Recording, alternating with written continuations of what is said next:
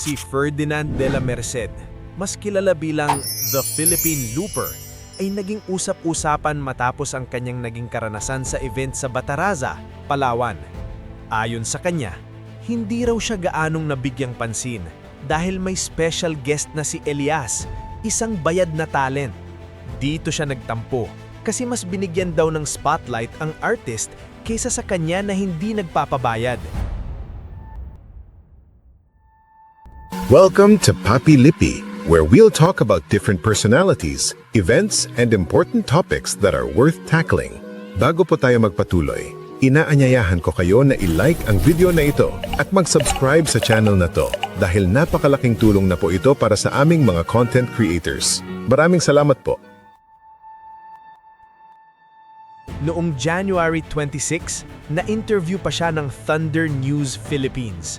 Tinanong kung kumusta ang treatment sa kanya sa Bataraza. At sa interview, puro magagandang bagay ang sinabi niya. Hi, Thunder News Philippines.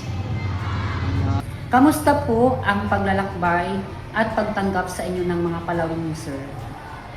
Ayun, sobrang pasalamat tayo sa mga kababayan natin dito sa Palawan.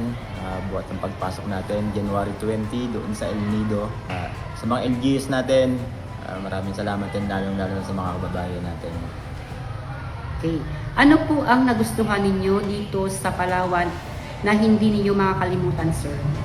Ako marami. Sige po. marami. Marami po. Marami. Sobrang saya rin sa pag-iikot ko dito sa Palawan. Lalo na yung mga estudyante natin na nag-aabang sa kanilang mga bawat eskwelahan.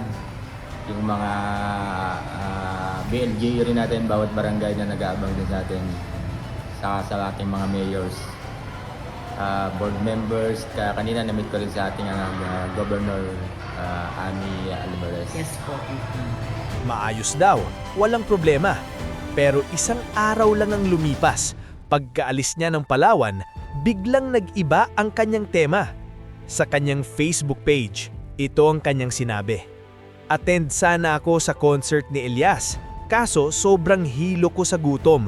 Attend ng parade walang almusal. Sobrang busy nyo sa guest nyo na may bayad. Ako na hindi nagpapabayad. Napabayaan nyo?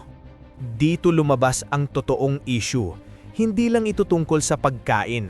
Ito ay tungkol sa pakiramdam na mas mahalaga ang bayad na guest kesa sa libreng content creator. Dito inulan siya ng sari-saring comments sa mga netizens at mga residente ng Bataraza.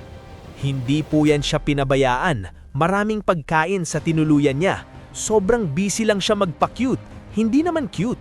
Paimportante sa pagparade pa lang sa dulo.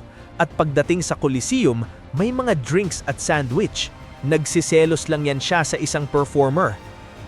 Hindi po ganyan kapabaya ang taga-Bataraza. At ang kapal niya rin. Nagtampo kuno pero bumalik sa gabi para ano? Sinisiksik niya ang sarili niya, paglalakad lang naman talent niya. Hindi nakakatuwa yung post niya. Ang daming naging bisita ang Bataraza. Siya lang ang nagrereklamo. Siya naman ang may pagkukulang. Hindi kumain. Dami namang pagkain. Unfollow na kita. Pa-baby ka masyado. Wala ka bang kamay at paa? Gusto mo siguro subuan ka pa? Ang sakit na inggit. Walang lunas yan. Dapat sa'yo binaban ulit dyan.